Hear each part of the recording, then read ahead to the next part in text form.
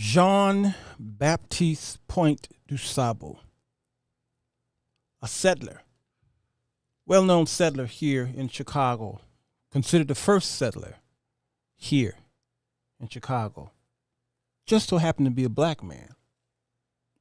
Now, when he settled here, someone was already here, as you all know. The natives were already here. So, since the time of his settlement up until now, maybe up until the last few years, Jean Baptiste Point du Sable's name was basically nothing. He didn't have a street. He didn't have a sign, a building. He didn't have nothing. Only thing he did have was a museum, and that museum was put up by a black family.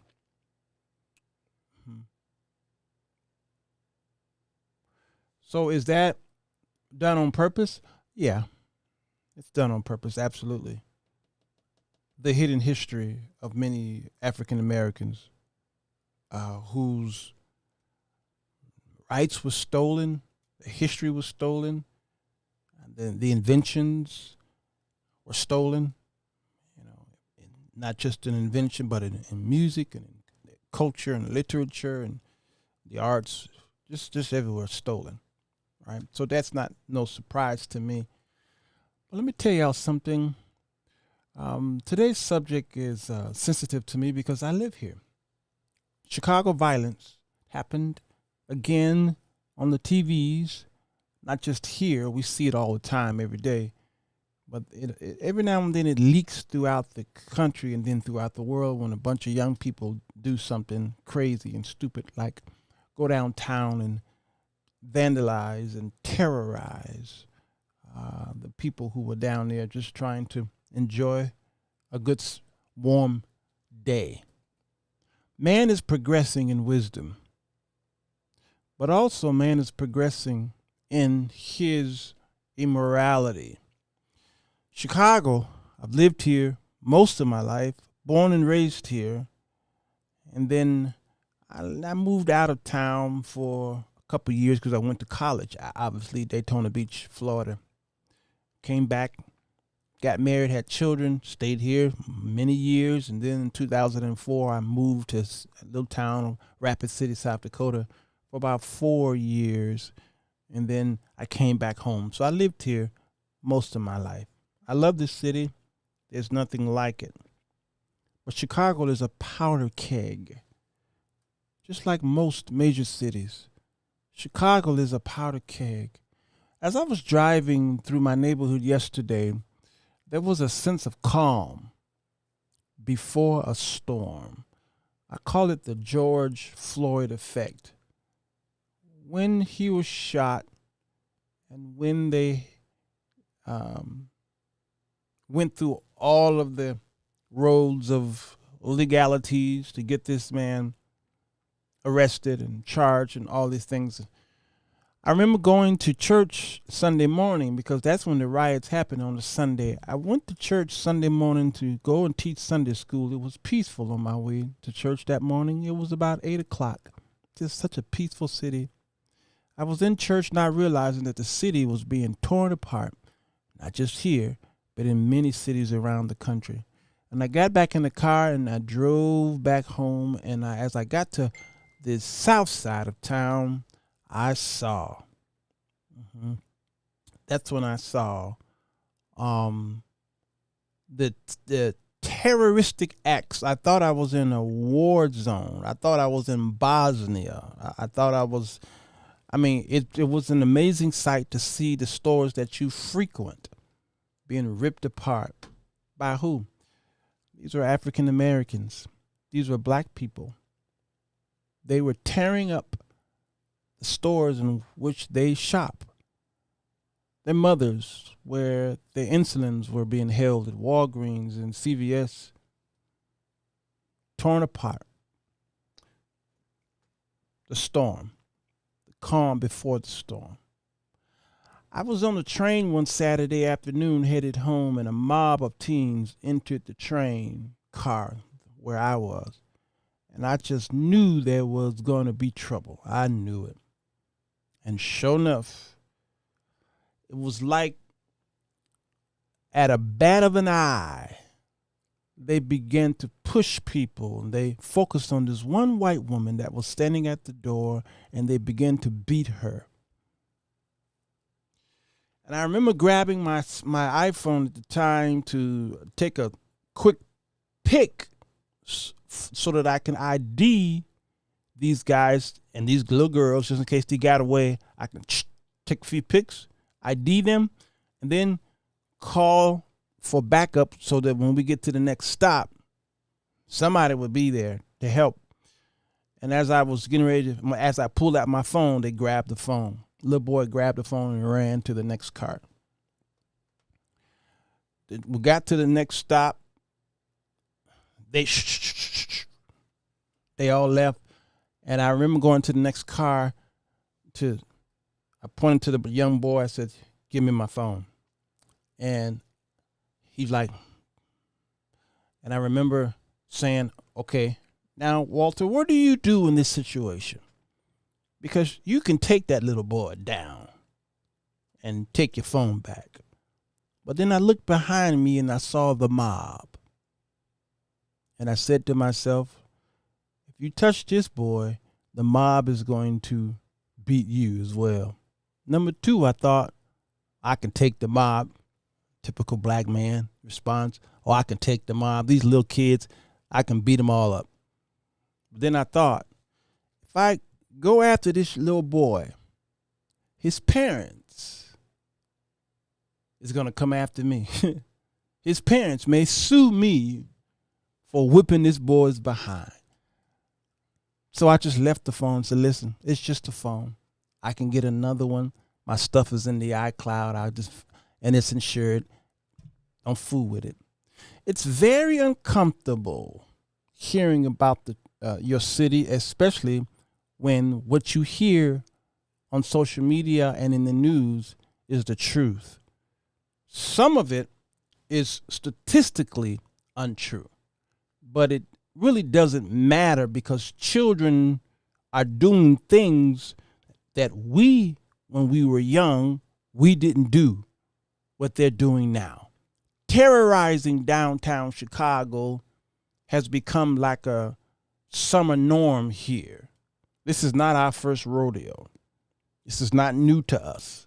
It's new to what y'all see. This is why you all are going live and talking about Chicago. Y'all, we've been seeing this for years. Now, let me show you some statistics here so that you could get an idea of what I'm saying here, because I don't want to deflect on the mess that we see here. No. But typically what happens is when something like this happens, we focus on Chicago is like the poster child of violence. Chicago usually is, for some reason. I don't know, because is it the third largest major city? I can't remember now. It keeps changing. But it's always the poster child. And I'm going to show you this statistics here, not to deflect, because I'm going to go back and tell y'all why I think what's going on is going on. But when you look at the 15 most dangerous cities in the United States, this is an update of 2023. You'll see a very interesting thing, and we got to figure out, why is this? Here are the 15 most dangerous cities in the United States per 100,000 residents. All right. Saginaw, Detroit, Cleveland, Baltimore, St. Louis, Memphis, Monroe, LA, Little Rock, Arkansas, Springfield, Missouri, Albuquerque, New Mexico, Stockton, California, Kansas City, Missouri, Rockville, Illinois, Oakland, California, Milwaukee, Wisconsin. Okay. Look at all of this. Chicago is nowhere on this list out of the 15. Why is that? It just doesn't make sense. The closest you can get to Chicago is Rockford, Illinois, but that's you got to get in your car and travel a great distance to get to Rockford. All right. So why is that? All right. As you get down here, you'll see Detroit is number one. Why don't we focus on Detroit as being number one? Why doesn't the conservative news focus on Detroit? Well, there's a reason. There's reasons behind it. Monroe's number two. All right, and let's see who's Memphis. It's the headquarters of the Church of God in Christ. All that fasting and praying and having conventions in that city. Why is it that they are number three? You know how many churches are in Memphis? Why isn't it? Why aren't you talking about Memphis, Tennessee? Springfield, Missouri, number 4. St. Louis is number 5. New Mexico, number 6. Alaska, Anchorage is number 7. Rockford is number 8. Baltimore, Maryland is number 9. Okay, it goes on and on. Per capita is the word of the day. Per capita. You see, Chicago's got a couple million people who live here. So whenever you see something like that happens downtown, you see that kind of rioting and stuff happens in the neighborhoods. Separate there, we have 77 neighborhoods in Chicago. We call them neighborhoods, and they have names. So this kind of violence happens in the neighborhoods. It's not politicized. It's not placed on the national news. The problem is these kids went downtown. That's where the world go when they come to Chicago. Do you understand? I Ubered for a little while in 2018. And whenever I would go downtown and pick up people, these people would come from all over the world. All over the world, they would come and get in my car, and then I would start driving, and they all asked the same question. You live here? I said, yes. So I heard about Chicago's crime. I mean, will you think something will happen to me? You think I'll get shot if I blah, blah, blah? And I said the same thing to all of them. Hey, white folks. It was always white folks. Hey, white folks, can I ask you a question? Yes, Mr. Uber driver. Why would you spend all this money to come to Chicago thinking that you would get shot? I don't understand. All right? Just don't understand. And number 2, you know where not to go, because when you came to Chicago, you're staying downtown. Why didn't you get a hotel in any of the 77 neighborhoods, other neighborhoods? Because the 77 is part of the downtown area. Why didn't you get a hotel room in the other 77 areas? You went downtown, and every time I Uber you all always want me to Uber you downtown. You never want me to go into the main city. Why is that? I never understand you white folks. So you know it's a dangerous place, and you spend thousands of dollars to come here. I'm baffled by you. You see, it's per capita, and it's where it's happening. It's not so much the city. It's what's happening in the city, why Chicago is always placed on conservative news. Now, let me tell y'all, Chicago's got a big problem, and we'll delve into that. Let's look at the facts of the matter. All right. This is from the Department of Justice. I'm going to talk about the youth and why do they act the way they do. This is here talking about a 2009 DOJ study showed that more than 60% of children surveyed were exposed to violence within the past year, with either directly or indirectly. Children the exposure to violence, whether as victims or witnesses, is often associated with long-term physical, psychological, and emotional harm. Y'all remember we did that study last week on the ACEs, okay, Adverse Childhood Experience, the ACEs program? Well, that's what we're seeing here in Chicago. Children exposed to violence are more likely to abuse drugs and alcohol, suffer from depression, anxiety, post-traumatic disorders, fail to have difficulties in school, and become delinquent and engage in criminal behavior. 60% of American children were exposed to violence, crime, and abuse in their homes, schools, communities, and obviously in church through rape and molestation and mental abuse and manipulation and witchcraft. That happens in y'all's churches. Not sure why this is not placed in many of your studies. A lot of the crimes happen there. Almost 40% of American children were direct victims of 2 or more violent acts, and 1 in 10 were victims of violence. You all can read this. This is from the Department of Justice, their archives. Okay, now, as I further went in here, I saw here violence in media. Psychologists study potential harmful effects. So the media have a lot to do with it as well. All right, we'll talk about that in just a minute. Right here, this article is parents' use of physical punishment increases violent behavior among youth. Now, you all have been frustrated by science, by psychologists and sociologists, and the government getting involved in your family and how you reprimand your children. The scriptures are telling you one thing, but society is telling you do something else. When we were coming up, my father had 9 children, and he beat us all 9 of us, faithfully. Him beating us kept us out of harm's way. Him telling us to come in the house before the street lights came on kept us out of harm's way. We tried to buck against it. I used to look out of the window after when the street lights would come on. We'd have to be on the porch, all right, at least on the porch. But then really, we had to be inside the house. And I would look outside the window and see my friends outside, out there at the 10 o'clock, 11 o'clock, midnight, sometimes 1 o'clock in the morning. My friends are out there, and their parents was like, hey, you know, we're friends with our children. My friends were calling their parents by their first name. I was shocked to see that.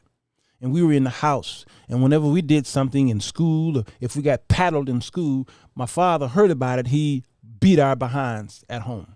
If the neighborhood told us, you know, the neighbor said do this and we didn't do it, they told my dad, we got beat at home.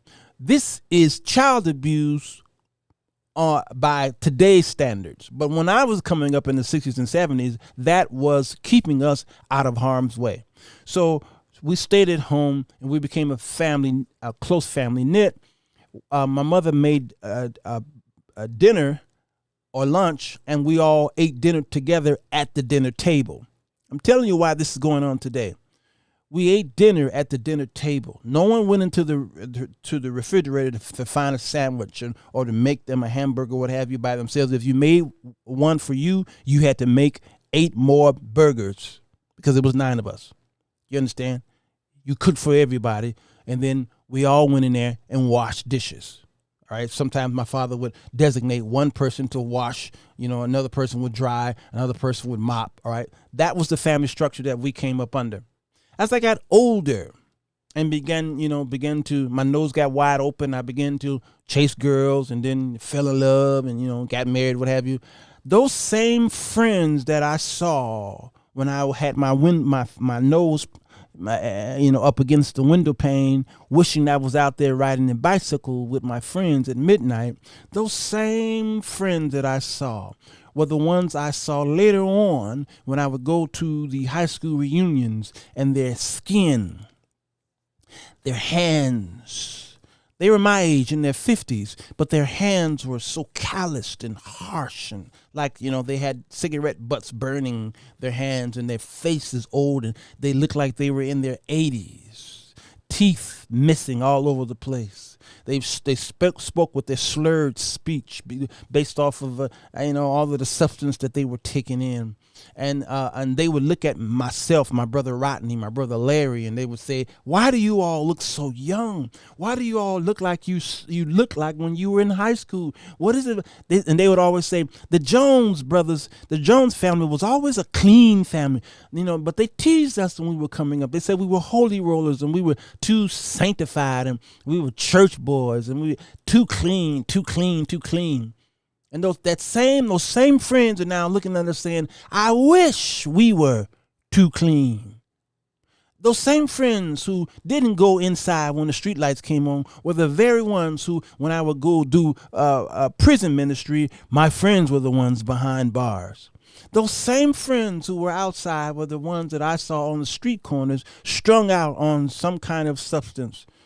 All right, I got a rap sheet this long, or I have to go to the graveyard to visit them because they're dead, based off of some self-infliction.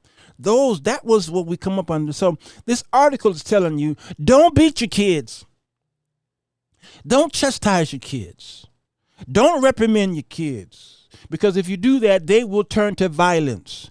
And to this day, I can promise you that all eight of my siblings, but all 9 of us, you don't hear any type of talk of us being in any kind of violent act because my father beat the hell out of us. So when you start seeing these American Psychological Association articles here, it makes you scratch your head and say, how is this possible that they're saying this? There is a reason why. What is the study about? Violent behavior is one of the leading causes of morality among youth. Research has revealed numerous predictions of violent behavior among youth, many of which relate to various forms of violent exposure, media, bullying, neighborhood violence, on and on. In this study, researchers examined the relationship between young adolescents involving in and attitudes towards violent parental use of physical punishment and parental expectations of violence use, both perceived and stated among youth. And what did this study find? The results demonstrated that perceived parental disapproval of use of violence was associated with more pro-social attitudes and less use of physical violence among adolescents, whereas stated parental expectations had no relations to adolescent attitudes, intentions, or use of violence. Adolescents who were more likely to engage in fighting, bullying, and victimizations of others reported that their parents engaged in corporal punishment as a disciplining method. These findings suggest that perceived parental disapproval of violence may serve as a protective factor against violent behavior among adolescents. Alternatively, parent use of corporate punishment may pose a risk for violent behavior among youth. Shocking, isn't it? You see, there's a difference between using the rod of correction, as the word says, you beat them, they won't die, and you literally taking a belt, putting it around their neck and hanging them, or taking some hot iron something and branding them. You see, that's child abuse. Or locking them in the closet and not feeding them for a day. That's child abuse and neglect. My father and mother didn't abuse us. They corrected us with the rod of correction. It kept us out of the streets. It kept us out of the jails and the prisons. It kept us out of all kind of things, okay? It did. And there's 9 of us, and we lived on the west side of Chicago, right there where y'all have the Crips and the Bloods in California. We have the Vice Lords and the Disciples. And we lived near the borderline of the Disciples. You cross one street, you in Disciple land. You cross that same street, you in Vice Lord land. And you just had to pray for safety. And we had to walk that street every day on our way to school. Every day, every day, every day. And I got beat up by the Disciples. They saw me, they said, who do you plead? All right, who you running with? And I said, neutral. No such thing as neutral. You got to be with us or you got to be with somebody else. No such thing as neutral. And they chased me down and they beat me and took my watch. And I came home. I remember running home and I didn't want to tell anybody, because I didn't want nobody to know. And my brother Larry, I remember him coming in the bedroom. He and I shared a room. And I remember him coming in the room and said, "What happened?" Because I was shaking. He was like, "You all right?" I said, "Yeah, I'm going." "No, are you okay?" My brother knew me. I said, I was beat up by the disciples." "What?" And my brother grabbed his coat. My brother Larry is a hotbed. He's a hotbed boy. We can beat each other up, but you can't beat us up. He was livid. And I told him. He said, "Where? Point out the corner. Where the corner?" And I told him it was over there. And he took off. He's getting ready to kill everybody in the city of Chicago. You understand what I'm saying? He's getting ready to kill up everybody. So we lived in that type of environment, and the Lord kept us safe. But the reason why this article here, this study, is gripping to us, because first of all, it just doesn't seem right because we all are fine here. But let me tell you something about the article. The article stands true because our children now are of a different breed. You see, there are a lot of things that we could have done to help our children. But these children today are of a different breed. And it's our fault. So if you try and use the rod of correction today, then not only will they go against you by trying to use the rod of correction, the government is coming after you. Y'all better hear me. I'm going to tell y'all the reasons why children like this would go downtown Chicago and wreak havoc. It's based off of 3 entities. I'm going to tell you why. Right? I'm going to tell you why, because I live here. So it's still very uncomfortable to hear about my wonderful city. Because again, some of the statistics are not true. But a lot of them are. The core foundation of some of the talking points is true. It's true. They tested young drivers because they were talking about the insurance rate. Why is the insurance rate so high for a young person than it is someone who's middle-aged?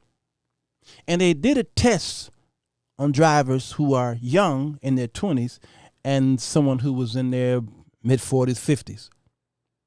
And they went back to back. I saw this just the other day. And they showed that what they did was they put obstacles in the road. They put a cell phone in both of their hands. And they showed back to back the response of both the young person and the older person. And they said that typically it's the same. The response of the young person is he's just as alert as the middle-aged person. So then it was like, why are insurance rates higher for young people than it is for older people? And here's why. What they did was they put a passenger in the car of the young person. And they put the same obstacles in the way.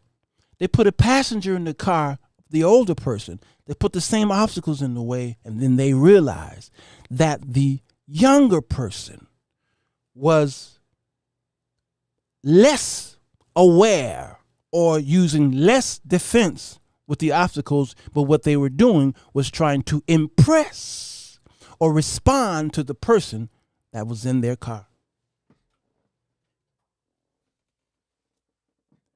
They were showing out.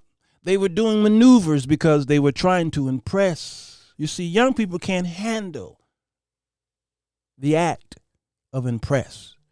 The older person, when had someone in the car, they were more responsible. So they realized that the insurance is up because typically a young person who's driving will not have somebody in the car. I mean, when they out at night, they say, "Hey, y'all want to go with me somewhere?" And the more people who are in the car, the more risks the young person take. Y'all understand? So I said, okay, this makes sense. And that brings up Chicago and the rioting. Mob mentality, also called herd and hive mentality, is the inclination that some humans have to be a part of a large group, often neglecting their individual feelings in the process and adapting the behaviors of actions of the people around them. I saw children in that mob the other day who I said, that kid would not have done that on a normal case, on a normal situation. Even if he was with just 4 of his friends, typically they would not have done that. In order to understand this better, social psychology gives these causes. De-individuation. De-individuation. When people are part of a group, they experience a loss of self-awareness. We see this in church all the time. There are mob reactions in church all the time when they say the spirit fell. People start doing stuff that they see. People speaking the same tongue that First Lady speaking, that Auntie Annie speaking, that Madis speaking, that the missionary speaking. You can notice that they say the same words verbatim, pause there, and then go back to that phrase right there because they see, and then they repeat what they see. De-individuation or identity, which is when people are part of a group, they can lose their sense of individual identity. I've done that. I think all of us have been a part of something like that. I was not a cusser when I was young, but when I went to school, when my friends were cussing around me, I had to do it. And then they would laugh at me because I sounded foolish cussing because you part of the Jones family. Y'all too clean. Then there's the emotion factor. Being part of a group can lead to heightened emotional states, be that excitement, or anger, hostility. Because the scriptures even says that evil communication, corrupts good manners. Then there's the acceptability clause. Behaviors that are usually seen as unacceptable because acceptable when others in a group are seen carrying them out. It's acceptable then. Doesn't matter how immoral the act is. It must be acceptable because you all are doing it. And the children see adults do things and say, it must be acceptable because I saw my father do it. And then there's the animosity clause. People feel anonymous within a large group, which reduces their sense of responsibility and accountability. They're anonymous. Then there's the diffusion of responsibility clause. Okay, being part of a group creates the perception that violent or unacceptable behavior is not a personal responsibility. It's really a group one. The group did it. I didn't do it. The group did it. The larger the group or crowd, the more likely there will be a de-individuation and diffusion of responsibility. Downtown, you saw hundreds and hundreds of children. So the odds of that happening every time is always great. I've never seen in Chicago where there's that many children in a crowd and nothing happened. It always happened. So whose fault is this? I'm going to blame 3 places. There's more to be fault. I'm going to blame the media. I'm going to blame the government. And I'm going to blame the parents. Let's look at this thing here, the media, violence in media. Psychologists study potential harmful effects in media. Early research of the effects of viewing violence on television, especially among children, found a desensitizing effect and the potential for aggression. Is the same true for those who play? Is it the same true? They're asking a question about video games. Okay, television and violence. All right, I'm gonna go with that one. I'm not gonna talk about video games. I'm talking about television and violence.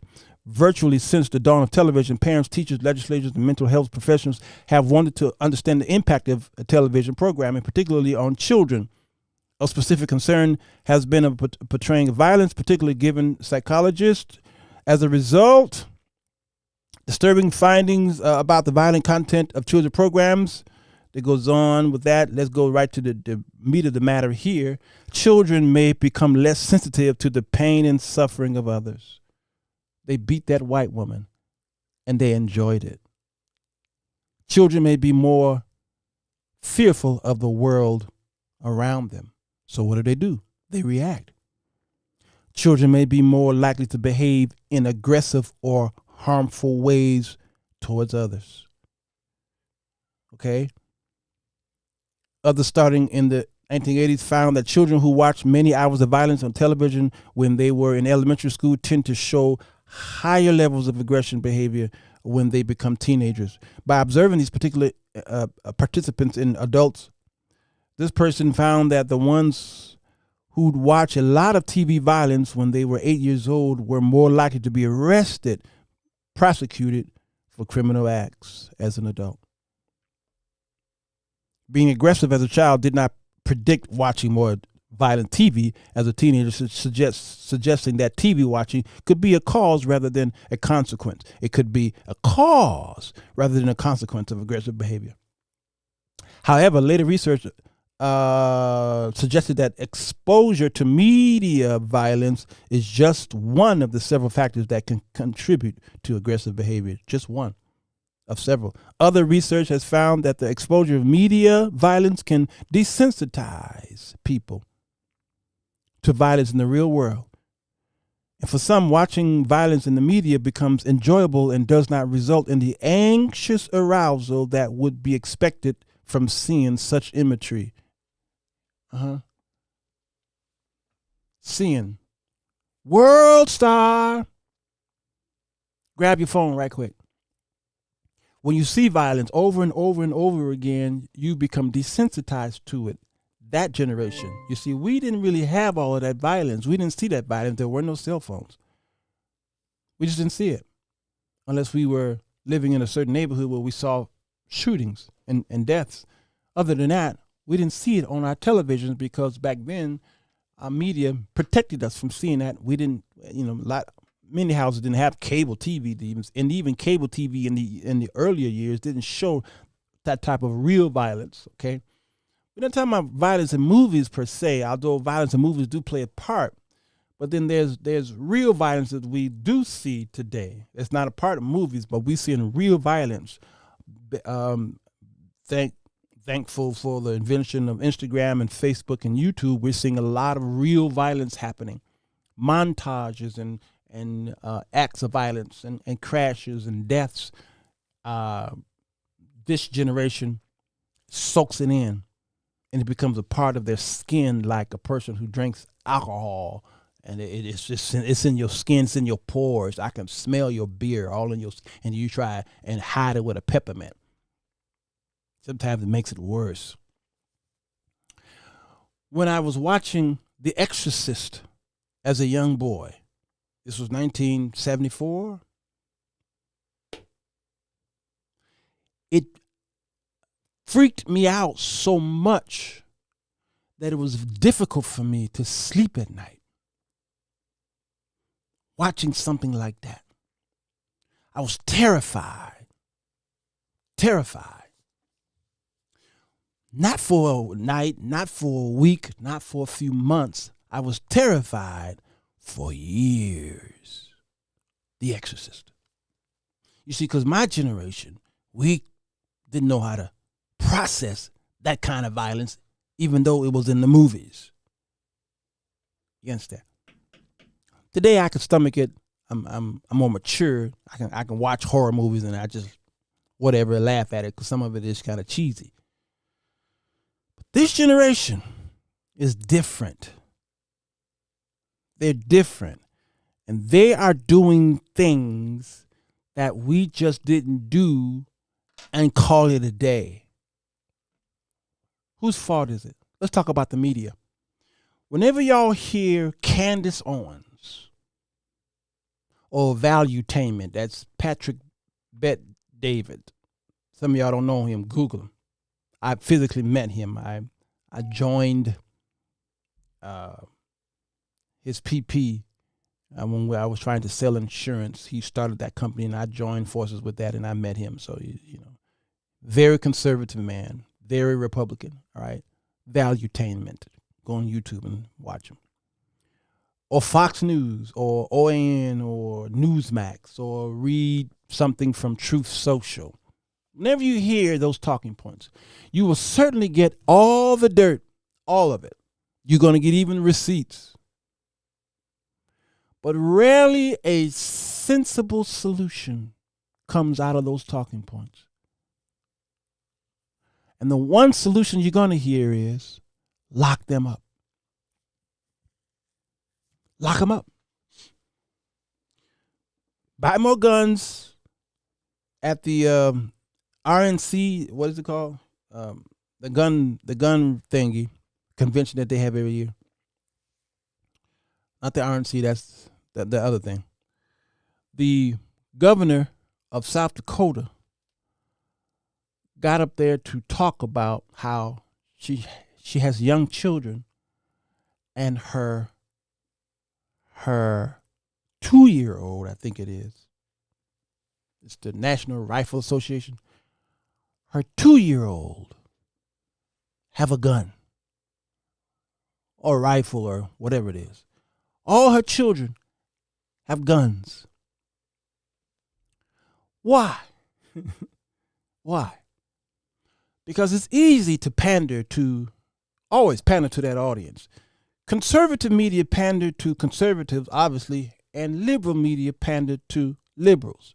I'll get back to conservatives, but liberal media or the liberal news want you to love on them. Love on your children just a little bit more. All while pointing the fingers at the conservative right and attempting to remove guns from the conservative right's homes. You're going to pull it out of my code. What's that remark? The liberal news points at the conservative news and say, you all are wrong because here are the statistics. Leave my city alone. Leave our children alone. All right, and point the finger at what you did. I'm going to talk about that in a minute, too. The elderly man who shot the 16-year-old, Ralph Yall, walked up to the wrong house, and the elderly man saw him from the window and shot through. He opened the door, and it's like he shot through the door. Hit that young man in the head. Thank God. It didn't go an inch this way, a half inch this way, or this way, or this way. Any other way it would have killed him. And then he shot him while he was down. And then the young boy went to the neighbor for help, and the neighbor rejected him. He went to another house, and the neighbor rejected him. And then when he finally found the neighbor, and y'all correct me if I'm wrong, when he went to another neighbor, the neighbor was going to help him, but they told him, get on your knees or something like that. It was amazing. When I heard that, I said, that was me. I got stabbed. Y'all heard my story. I got stabbed severely. And in the chest and in the back. I too was walking down the street. In my neighborhood, it wasn't where I live, but I mean in the hood.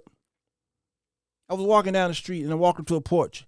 And when the man opened the door, he was frightened by what he saw. He closed the door on me. He said, get off my porch. I know how it feels to be rejected because, first of all, I'm a black man with blood on my face. So let me tell y'all something. Was the nervousness and the fear of that elderly man justified? Yes. The fear of that elderly man was justified. Was his action justified? Absolutely not. Why am I saying that his fear was justified? Well, because of the liberal media versus the conservative media. You see, if you watch one media all the time and see black people, especially young people, act the way they do, I think the best movie to prove my point is called not Snatched or something. What's the name of that movie? Where one was a rapper and the other one was the other actor. At the beginning of the movie, they were walking down the street and talking about how white people are nervous of them. Look at them. We can't even walk in this store without folk looking at us and thinking we're gonna snatch. We ain't gonna snatch that, and we're going here and they just walking down the street. It's a shame how people look at us like that, blah blah blah. And then the movie would go to another instance where the black man is married to the white girl. What's his name on that movie called this show called Empire? And that situation was happening. This movie talks about three situations, okay? And as the movie progresses, at the beginning progresses, they're like, it's a shame that these people look at us that way. And then you see them go into a store and they say, stick them up, stick them up. I thought it was brilliant. The producers were telling two sides of the story. You see, I'm a black man. Why are you nervous? I'm a human just like you. I'm not going to rob you. But it's easy to say that. The movie is Crash. I'm walking down the street in South Dakota, and the white woman was coming, and she clutched her pearls, her pocket, her purse. She saw me walking down the street, and she clutched her purse and grabbed it real tight as she walked past me reluctantly. And I said, "How dare you? Why would you just clutch your purse like that because I'm walking down the street because I'm black?" And then I realized these people watch one source: Fox News, OAN, Newsmax, one source. And that one source, whenever they bring up crime, they show a black face. And Candace Owens would say something that is true. But when black people hear her talk, they say, "How dare you? And you one of us, and you should not, you should not." Yes, she has gone the extreme. But when she says something true, you'll say, no, and then we deflect. So this elderly man watches a certain type of media, and he sees that same boy walk on his porch. Was his nervousness justified? Absolutely. Was his actions justified? It was not. So this is another reason why the study of who could rightly carry a weapon needs to be brought up, because usually conservative news will talk about, now this person was mentally ill. Now let's talk about mental health reform. But no, let's talk about people who are not mentally ill, but the people who are scared because they see a black man walk down the street. And so you can get shot by somebody who's not mentally ill. And this week, 3 people were shot because they walked down the wrong road. The young man walked up the wrong porch. Another girl who was white was driving. She was in the passenger seat, I believe, and she was driving up the wrong driveway and got shot. Another one was knocking on the wrong car, looking for friends or something, and then she got shot. So then the issue of gun control comes up, and then you see how divided America is, because conservative says, no, the best way to get rid of a bad guy with a gun is a good guy with a gun. Liberal media says no, because good guys were there and the good guy got shot. America is divided. So who do I blame? I blame media for this.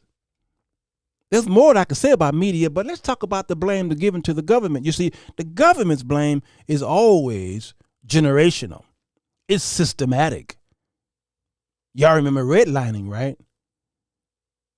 So a black man comes from the war, World War II. They had this GI Bill, and they were building homes for the vets who were coming home after winning victory over Europe, victory over Japan. And the monies were allocated, but it depends on what your skin color was. And then these producers, these developers were putting up these homes in the suburbs, and you weren't allowed to move there. You couldn't get a home loan, or you couldn't get a business loan. You didn't benefit from the GI Bill, okay? You just didn't, because you were the wrong color. So you had to find another way to survive. You fought for America. Many black people died for America, and they came home, those who survived, with post-traumatic stress. And then socially, it was like they were back at war. The government is the fault. We are bipolar in our talking points. And it's all beginning to show us that nobody have the solutions. The church pushed Brandon Johnson. He is the mayor-elect here in Chicago. They pushed for him to be the mayor of the city to make a change. Brandon ran on defunding the police, which is something that you should not ever say in front of white folks, especially if they're conservatives. Don't ever say that. How he got in? Strategically, we came together like we did for Harold Washington back in the early 80s. The black vote was still divided because we had a whole bunch of black people running, but the church got involved. I had not seen the church get involved like this before. Since Harold Washington, I was shocked. And churches that don't even live here came here and got involved. And they said, Brandon is our guy, because he was the son of a preacher.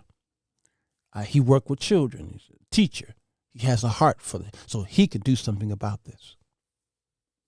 And they rallied and got Brandon in office. Get Lori out of there because, she's...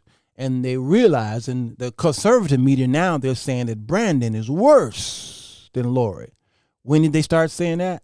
They started to say that after these children went downtown. And then Brandon Johnson made a statement that made conservative media cringe. I took a snapshot of his statement.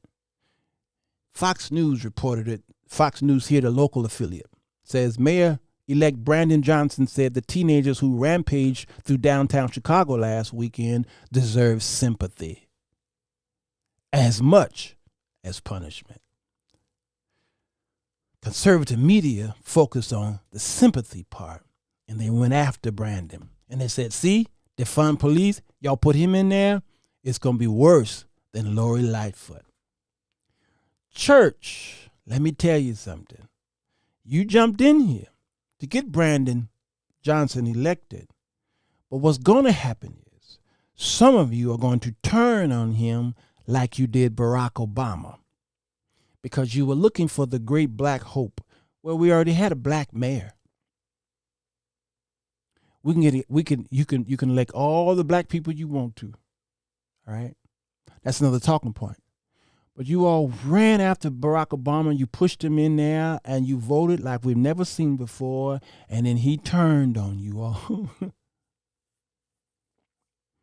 He's going to do this for us. He's going to do this for us. He's going to do this for us. But you don't realize that once you vote a man into a place called politics, now then what happens is he then, like a fish, some octopus and certain types of animals, like the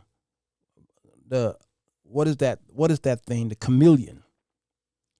It knows how to change its spots, its body, to mesh in, assimilate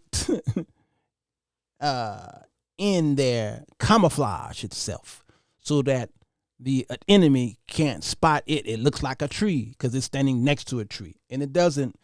It looks like a tree because it actually not just changes its color, it also, some animals can change its form to look like it. You understand? And this is what happens in politics. Once you put someone up in there like a Barack Obama, he becomes a part of the system. There's only so much he gonna do for you. Do I pray for Brandon? Man, I pray for him more now. But let me say something honestly.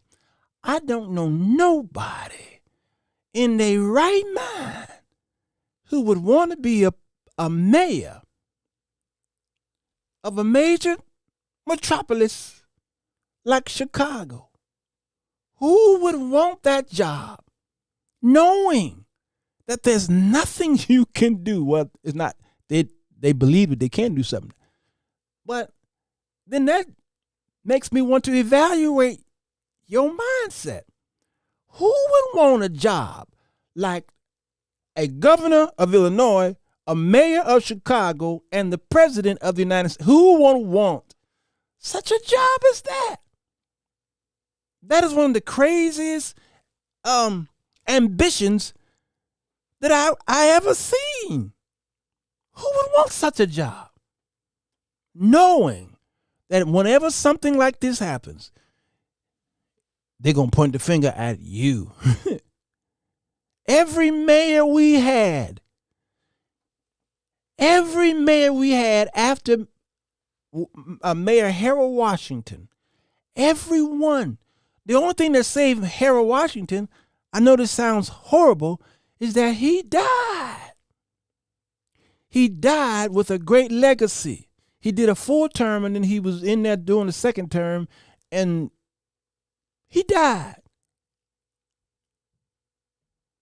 That's the only thing that really saved his legacy. He died. Can I say something else really shocking? What saved Martin Luther King's legacy is that he died. I hate that he died. Hate it. But let me say, I'm telling you something shocking. If Martin Luther King had survived and was still alive today, like we do see Jesse Jackson and the ones who was walk and talked with him and marched with him, his legacy would have been tarnished. That is my not just opinion, but that is my educated guess. That is my educated hypothesis. His legacy would have been tarnished because he too would have assimilated in there with the Jacksons and the Sharptons and the rest. He would have. I guarantee you that. These are the only things that saved these men. Was that their lives were cut short. I'm telling y'all what I know. So every mayor after Harold Washington, you look back at their legacies like, what did you even do to help with this crime? Ain't nothing no man could do. Not a politician. Not a politician. So the church, get ready. You're going to turn on Brandon Johnson. The Democratic Party have always given the illusion that they are fighting for you. I'm talking about the new Democratic Party. I'm not talking about the Democratic Party before the switch. But after the switch, after the Civil Rights Bill was then came this new Democratic Party. Proverbs 25:16 says, if you find honey, eat just enough, but too much of it, and you will vomit. That's the Democratic Party. Because that's the Republican Party as well. But we talking about the Democratic Party. Too much. Many social services have literally weakened the people's bones. We have osteoporosis, is that what you call it? What's the one that weakens the bones? The Democratic Party has caused more weakening of the bones in our society. Because everything is a catch-22. Everybody will suffer collateral damage. everybody will suffer collateral damage. You see, social justice, social reform, and social programs helps the poor, but it also enables the poor. It coddles people. It keeps people in projects. It keeps them in with a mindset of poverty. I can always go to the government and suck on the tits of the government. They'll always give me something. It don't help people to pull themselves up by their own bootstraps. The government will always be there for me. And the more babies I have, the more the government will write me a check. You see what I'm saying? So the ones who really need the help are being placed in the same bucket as the people who don't need the help because they're lazy. Conservative media will focus and hone in on that. But they won't hone in on the many whites who watch conservative media who are benefiting from the social programs that the Democrats have pushed. You see, it's the catch-22 situation. It's collateral damage for everybody. Republicans want the Dems to be more tough on crime. But at what cost are they tough on crime? Because collateral damage happens when someone is arrested and put in jail and he's in there forever because it's like he's not getting the right justice that he deserves. He is innocent, all right, but yet he can't afford a lawyer, and then he can't post bail because he doesn't have that whole cash bond thing. All this stuff is happening to a person who really needs the system to help him. And then there's someone who abuses the system. So you want us to be tough on crime, but collateral damage, somebody's going to get hurt. You see? How do you fix this?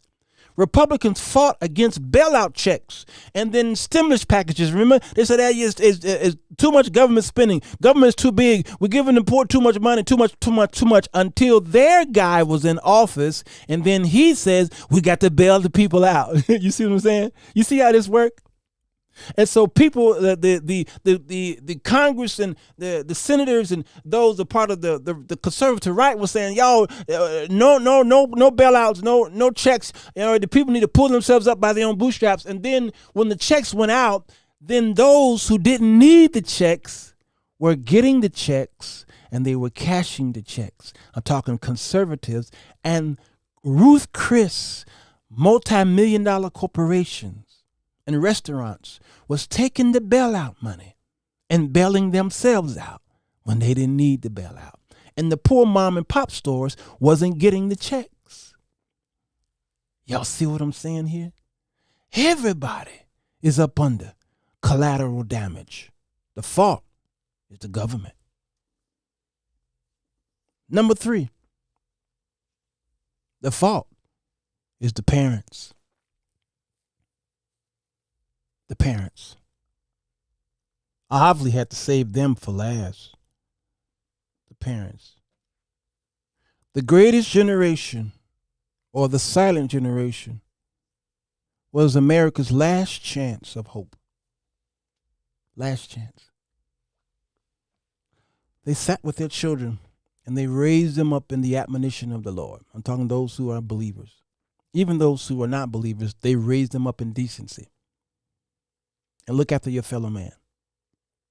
Black and whites. The silent generation. Went to war, fought for this nation, and because of their efforts and them dying on the front line, we became a superpower. They gave birth to the baby boomers. The baby boomers knew their stuff. The baby boomers understood that in order to gain wealth, you have to suffer. You have to put things away. You have to invest. And African Americans became wealthy through real estate. So they began to buy real estate and they began to bargain, wheel and deal based off of the equity in their homes. It was perfect. What happened? The baby boomers began to have children, Generation X, which is who I come from. Although I have a baby boomer mentality, my age is Generation X, but my mindset is baby boomer. This is why the average bunker, the ones who are watching my shows, are baby boomers. They're actually typically from the ages of 54 all the way up to 79. All right. but most of them are baby boomers. So they identify with me because I act and talk like a baby boomer. The baby boomers began to do something that their parents didn't do. Or let me say it the other way. The baby boomers did not do what their parents and their parents did. That is wealth transfer. Wealth transfer was something that all the generations did prior. They transferred the wealth to their children, knowing that they would carry on the line. They continued on. They carried on the line. Baby boomers did not transfer the wealth to their children. When I say wealth, it doesn't mean that they were wealthy or rich, but their belongings to the Generation X. The Generation X found that this was the first generation that realized that they have to work harder. They have to work harder in order to attain what the baby boomers had because they were not passing it down. They're like, no. Or they were passing it down, but they were not passing down the wealth of the mentality on how to get it and then how to sustain it. So baby boomers were getting older. They were getting sick. They were dying. It was getting passed down to Generation X. Generation X had all of this and didn't know what to do with it. So they were buying stuff with it. And the homes that they were living in was falling in on them. And then the government came in through there and they began to do things. And then gentrification came through there and began to snatch up this. And they said, I can buy your place for $4. All right, for a few dollars. Give me some liquor. And I'll say, all right, that's Generation X. Because something happened. There was something missing in translation between the baby boomers and the Generation X's. I'm telling you what I know. So the baby boomers died. They're dying by leaps and bounds. I mean, they're leaving here fast. Many of them are just getting sick, and they're dying. That silent, the greatest generation, most of them are pretty much gone. All of my aunties and uncles of the great generation, they're all gone. There were 9 of them. The last one died last year. They're all gone. All gone. My grandmothers, part of that generation, they all gone. We knew that day was coming. Gone. Their children still here, but they're elderly. And they're having physical issues and what have you, and they are losing. They're losing because they're trying to find a way to survive. The Generation Xers are here, my generation, having the babies. My babies are the ones who are having the babies who went downtown Chicago last week to terrorize. What happened? If the baby boomers did not transfer the wealth, and that means the knowledge of the wealth down to my generation, then my generation don't know how to pass it down, or they're in a different mindset. And every generation that comes next are of a different mindset, of a different breed, and the devil works on that generation differently, okay, because they see the distraction that we have. We have more distractions today than we did when we were coming up. We had ABC, CBS, NBC, PBS. It was a UHF channel and a VHF channel. So when you went to the when you got to that 0, you went up here and then you had channel 32, channel 26, other little stations there. And they were very fuzzy. Like an AM radio. Very fuzzy. But the main networks, you had them. And all of them shook hands and agreed at 1 o'clock, no programming, shut it down. Everybody got to go to bed. And when it came on in the morning around 4 or 5 in the morning, somebody with a collar, a clergy collar, would come on and preach or teach values, American values. That's when I was coming up. And then they went into the soap operas and all the other things that they did.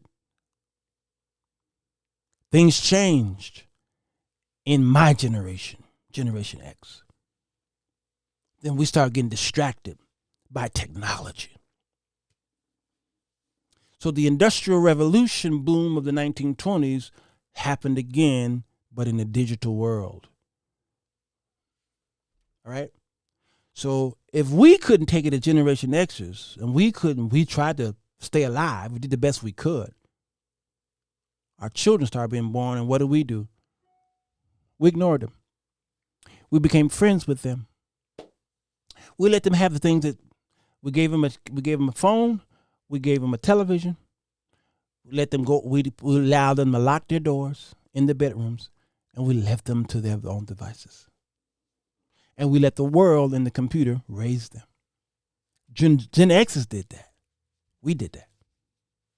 Even when we went to church and when we took them to church, we gave them some kind of computer or some kind of little Game Boy or something like that, and they played that in church while we did what we did in church. Then it came to the point where, as they got older, we said, you don't have to come to church with us. So we would go to church by ourselves, let the kids at home. The kids started assimilating with the neighborhood and with gangs and their friends, and they just said, so they became latchkey kids. You understand? The fathers left the house. Well, the fathers been gone since the 60s and 70s. The government been trying to pull the fathers out of the homes. So the fathers, they pulled the fathers out of the homes. This is part of the government, systematically pull them out. All right. So now single mothers had to raise these children. The single mothers were bringing men into the house, laying seed and having another baby. Laying seed, having another baby. What was the result of that? Our children. So a typical home looked like what today? Not just today, but even 20 years ago. A typical home was a single mother who lived in an apartment or a home, and she had kids. Sometimes several of her kids were from several fathers. Today, it's normal to see a woman, 4 kids. How many fathers? Maybe 4. It's commonplace. It's almost commonplace. Not just for black folks. I'm talking about white folks too. Almost common. So now, those mothers have to work 1 or 2 jobs to survive and feed the children. They're at work while the kid is at school. Maybe the kid come home latchkey, and then the kids got to try and survive themselves. Sometimes they don't even eat. That kid now has got to make it. They call them millennials. Those millennials are of a different breed. And those millennials went downtown. Those millennials had children. And those Generation Zs went downtown. Y'all understand? So who's the problem? Here, who I blame? The parents. Now, I'm going to close this down by saying this, though. Where in the Bible can we see something like this happening before? Oh, it's easy. It's easy. You can go in the Bible and find a lot of this stuff. Isaiah chapter 3. Here's where you see it. It's easy to find it in the scriptures. The Lord of heaven's armies, will take away from Jerusalem and Judah everything they depend on, every bit of bread and every drop of water, all their heroes and soldiers, judges and prophets, fortune tellers and elders, army officials and high officials, advisors, skilled sorcerers and astrologers. The Lord will take it all away. I will make boys their leaders and toddlers their rulers. People will oppress each other, man against man, neighbor against neighbor. Young people will insult their elders. Vulgar people will sneer at the honorable. You wonder why people don't like you? They hate you? These are vulgar people. They don't like you. They hate the Sirwalterj show. Hate it. In those days, a man will say to his brother, since you have a goat, you be our leader. A coat, I'm sorry. You got a coat. You look like a leader. Let's call him Cyrus. It doesn't matter if he put Tic Tacs in his mouth and said he was going to touch vaginas. He got a coat on. So you be our leader. Take charge of this heap of ruins. But he will reply, no, I can't help. I don't have any extra food or clothes. Don't put me in charge. For Jerusalem will stumble and Judah will fall, because they speak out against the Lord and refuse to obey him. They provoke him to his face. He looked up in the sky and said, can't nobody fix this but me. The very look on their faces gives them away. They display their sin like the people of Sodom and don't even try to hide it. They are doomed. They have brought destruction upon themselves. Tell the godly that all will be well for them. They will enjoy the rich reward they have earned, but the wicked are doomed, for they will get exactly what they deserve. Childish leaders. When you read this in King James, it says children will oppress them. But King James mistranslated that, because I thought that too. But what they're saying is childish leaders oppress my people. And women rule over them. Oh, my people, your leaders mislead you. They send you down the wrong road. You all are depending on the Republican Party and the Democratic Party to save you from the riffraff of terrorizing your neighborhoods. Good luck. The Lord takes his place in court and presents his case against his people. The Lord comes forward to pronounce judgment on the elders and rulers of his people. Whose fault is it? It's our fault. You have ruined America.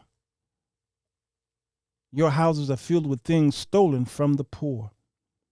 How dare you crush my people? Grinding the faces of the poor into the dust, demand the Lord. Your houses are filled with things stolen from the poor. My house was broken into. They stole my brand new stereo system and a couple other things while I was at work. I had a brand new baby. I was married, trying to make it. I knew who it was. It was these kids in the neighborhood. And they broke in. My mother called me. Somebody's jumping out of your window. And I came home, and the window was pried open, and got a police report. Police came over, and they said, there's nothing we can do. You left your window unlocked. It was pried open, and nothing we can do. My brother Rodney one day was doing work in the neighborhood, and he went to visit our friend at the end of the block. Friends we grew up with. They're our age, Gen X. Gen X had children, like I was trying to have babies at that time. That Gen X had children that were preteens. My brother Ronnie went to her house to say hello, and he went inside the house, and he looked over in the living room and saw a stereo system that looked just like mine. He said, is that your stereo set? Here's what the woman said. Our friends, when we were coming up, she said, no, Lil Pookie brought that in the house. My brother said, excuse me? She said, no, Lil Pookie brought that in the house. So wait a minute. Little Pookie, who not old enough to even have a paper route, brings in an expensive stereo system in your house, and you don't question that? Well, you know, kids. And my brother said, that's my brother's stereo system. It was stolen the other day, and he grabbed the speaker, 2 speakers. And I'm at home. I don't know what I was doing. I was on the neighborhood doing something. I don't know. I'm mowing the lawn. I can't remember. And I saw my brother walking down the street with 2 speakers in his just walking down the street like this. And I was like, that looked like my speakers. why is Rodney carrying my speakers? And he said, open up your door. Bam. He said, I'll be back. I got to go get the rest of your stuff. Wait. He said, what are you finding? He said, I'll be back. He went and got the rest of my stuff. And he brought it to my, bam. He said, you won't believe what so-and-so just said. She got stolen items in her house by her preteen. She don't know where it come from, but she's enjoying it. I said, Jesus. Why did I bring that up? Because that's what the scriptures just said. Your houses are filled with things stolen from the poor. Those children who are running rampant downtown are your children who you ignore. I'm going to close this by saying this to you all, because some of you were wondering what I've been doing all week long. Since Monday, I've been teaching the word, period. Short, 30 minutes or less. The Lord told me, spend this week on delivering the word of God. No funny, no jokes. Don't read no comments. Don't post any comments. Focus on the word of God. Because this is what the people are not getting in many places. They're not getting it. So spend this week, a consecration week, in a sense, and focus on reading, expounding the word of God. And ignore the distractions. Do it in short pieces, which I've been doing it. Today I'm going a little long because I want you all to see why I've been doing what I've been doing all week long. All right? Focus on the word of God and shut it down. Today, I wanted to go a little longer to show y'all what's going on. I'm going to say something shocking to you. All right? Because I'm going to continue. I may go live tonight, give you another word. Tomorrow, I'm going to give you another word. All right? No distractions. I'm not reading anything. I read your comments afterwards, but I'm not putting anything on the Jumbotron. I don't even play my opening theme song. Get right to the word. Today I want to focus on the perverted justice. Perverted justice. This midday connection. I'm going to say something very shocking to you all. Some of you who are watching right now have a granddaughter who's pregnant. And in that granddaughter's belly is a murderer or a savior. And you need to do something right now. Hear me. In your granddaughter's belly, it might be your daughter, there's a murderer. This person is getting ready to wreak havoc on somebody's life. They're getting ready to terrorize neighborhoods when they get a certain age.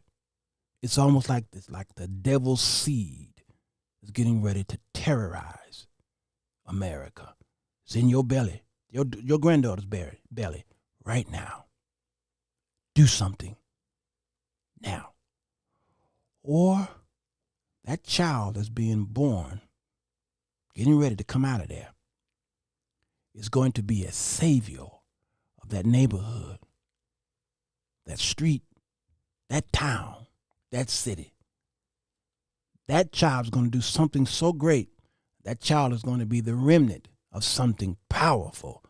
It's going to give hope to that next generation. Do something now. You can play a part in that. I did. My brothers and sisters, we did. We all, not all of us, but most of my brothers and sisters have children. And boy, did we do our best to try and raise them.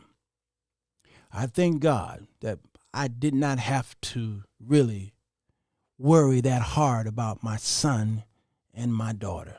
I didn't have to worry very hard. I did not have to punish them the way my parents did because my children were just different. All right? I never used the belt on my children, not because I didn't agree with it. It's just that I didn't need to. Maybe my brothers needed to. I didn't, because my children were just different. Some people thought my children were, they said, are your children retarded? Because my children would be at church and they would not run up and down the aisles. My children was not in and out of stuff. My children, they would be in church and they just sit there and listen to the sermon and then go to sleep. And the people thought that my children were slow and retarded because they were behaved. Go figure. The scriptures even says that right shall be wrong and wrong shall be perceived as right. They said, your children retarded. I said, is it because they are decent children? I had an amazing, I still do, had an amazing relationship with both my son and daughter. We did everything together. We went out. I didn't just send them to the room and watch it. We went for walks. I took them to the park. I took them everywhere. Everywhere. We did everything together. I was kissing on my son till he was a preteen. He was like, Pops, enough. That was the relationship I had with my children. So I didn't have to beat them because they looked at me as they watched me.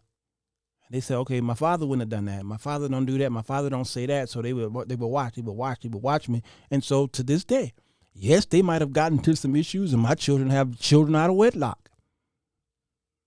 And you can't say that I didn't try. I didn't help. I didn't show them some type of example. You can't say. And just because I don't have any children out of wedlock don't mean that I wasn't having sex, because I was having sex and wasn't married. So I can't be blaming my children because out of them having sex, children were born out of it. I was having sex too. I just wasn't having children out of wedlock. Who's worse than who? Huh? We on the same plane. So my children loved on me. And so when they acted up, I sat them down and said, okay, let me talk to you, baby girl. Let me talk to you, Walter. Let me tell you what you can't do. You can't do that. And they would say, yes, sir. Yes, sir. It won't happen again. And it wouldn't happen. And I realized that was working because both of my children on two different cases was getting ready to lie to me about something that happened. They were getting ready to lie, and they both, at two different situations, they both were not even in the room together, came to me and said, yeah, no, I didn't do that, Pop. No, I'm not even going to lie. I did that. I did that. I'm not even going to lie. And they were young. They were like 12. Both of them said, I'm not even going to lie. I did that. Pops, I did that. Here's why I did it. And I could do nothing but say, thank you for telling me. Thank you for letting me know the truth. Now, sit down. Let me help you through this. Not slap you in the face. Go get a belt. I didn't need to do that for my children. Other children, you may have needed to spank them. Understand? You got to know your children. It's a case by case. And when the government decides this is what we're going to do, hire more police. Like that's going to fix it. You can hire 1 million police. They can't be in 1 million places at the same time. They just cannot. Those kids, when they come together as a mob, you can't stop a mob. And these children don't care what a person in blue look like. They will spit in his face. Hire all the cops you want to. That ain't going to fix the problem. We have a sin problem. And it was rooted and grounded by how we walked away from the Lord when we were coming up, because a parent walked away. And so we're raising our children the way we think they should be raised. All right? So I'm praying for you all who have children who are downtown Chicago. It's almost too late for those parents because they are in a place where they can't listen to you. They are pulling from the tits of the government, some of them. Others are just doing whatever they need to do and telling kids to fend for yourself. They are all over the place. So what do? I'm not going to go down there and march. I saw the flyers going around in Chicago. Men, y'all come together. Let's walk downtown. Listen, my feet hurt. No, I wasn't marching with you Black Lives Matter folks. My feet hurt. No, I'm sorry. I'm not joining forces with these groups. No, I'm going to train and teach some children one by one. I adopt kids. Y'all understand? I adopt your kids. All of the children at my church, when they're on their way out, when they're on their way to college, what have you, I keep in touch with them. I text them. I send them money. I do that. I don't tell y'all I do that, but I have to tell y'all now, because some of y'all say, you look at your bragging. You shut up. Let me tell you what I'm doing so that you could possibly do it. It takes a village to raise a child. You heard it all your life. Stop ignoring these children. It takes a village. Adopt somebody. You out there adopting streets. The government got y'all adopting streets and stuff like that.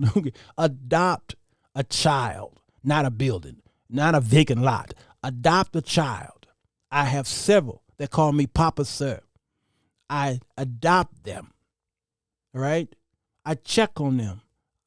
Whatever they need, they can talk to me, and some of them can't talk to their parents because they're afraid. So they talk to me, and I tell them what to do. I never turn them against their parents. And I talk to them, and I'm probably saving a whole generation because I'm doing this. I'm not marching with y'all. I'm sorry. You know, I'll watch you on Zoom, y'all. Y'all can go live, and I'll see y'all marching. All right, good, fine. When y'all get through marching, clean up around you. What you said. Meanwhile, I have to get one kid at a time. One at a time. One at a time. And I use my hard-earned money to do it. One at a time. And then they grow up to be decent, law-abiding citizens. I literally get in my car. I can't tell you how many kids I got in the car and physically drove them to college. Hours, sometimes 12, 13, 14, 15 hours. I'm driving kids to school because their fathers ain't in the house. The mothers can't do it. They got to work. I've got to drive them to school. And then 4 years later, I pop up at the graduation. I'm still here. I didn't just drop you off. I want to be in your life for the 4 years as you struggle through college. I'm there. Come on, y'all. Each one, reach one. I am because we are. What happened downtown is going to happen again and again. Sorry, you all. It's going to happen again. Meanwhile, while this is happening, grab a kid. Raise them up. Love on them the best way you can. And that's one kid that won't be going downtown. Meanwhile, enjoy your summer because it's going to be chaos. Yes. But in that chaos, it's going to be a nice, great summer for many of us because that stuff don't happen every day, y'all. And stop putting Chicago into a dumping field and saying, look at that dump over there up in the Midwest. Look at it. I live here. All right. My children live here. My grandchildren live here. Okay. So I'm sorry to tell y'all, this is not an everyday occurrence like you've been seeing. It's not. I live in the thick of the hood. There's nothing for me to hear gunshots 3 o'clock in the morning. I live here. You understand? This is not an everyday occurrence the way we see it every day. I live here. I know what I'm talking about. So what do? I talk to my neighbors. When I walk outside, they say, hey, Mr. Jones, hey. Each one of them, hey, you want to wash your car? You want me to do it? Hey. I say, yes. I'm not stuck up like some of you Christians who don't want to. Your nose is up like this on your way to work, on your way to school, on your way to church. Your nose is up like that. Get in your car, never talk to nobody. I talk to everybody. Hey. And guess what? In return, they protect my home. They watch my house. They watch my car. Whenever somebody was trying to break in my car, boop, boop, boop, boop, boop, boop. Hey, man, somebody. That's how you reach them. Talk to them. Stop ignoring them. All right? So have a good summer, you all. It's going to be trying, but I believe the Lord is going to watch over you if you pay attention. God, thank you for this word. Thank you for the people and keeping them safe. We have problems here, and it's going to get worse. Your word said it's going to get worse. This generation is lost. It's a generation that don't know the Lord. But there are remnants out there who do. Give us the strength. Give us the boldness. We wake up in the morning, we think about these children. We talk to them. Stop ignoring them. In our own homes, we ignore our own children. Walk right by them. Say nothing. God, I thank you for my daughter, my children. When I see them in the morning, I wake up and I go and grab them, I hug them, and tell them I love you. I pour so much love on them because one day I'm not going to be here and they're going to remember it. They're going to remember how much I was in their life, and they're going to remember how much I was not. So God, I'm raising a generation by what they see. Help these people see this. Protect our city. Except God, you look over the city. We labor in vain. Sit in the mayor's seat. Sit in the governor's seat. Sit in the president's seat, God. Help. Rule and guide. Protect us. Keep our mouths open to the word so that we can teach and preach and pronounce that Jesus does. He do live. If you accept him today, you can and you will have everlasting life. We love you. Give your name the praise in Jesus' name.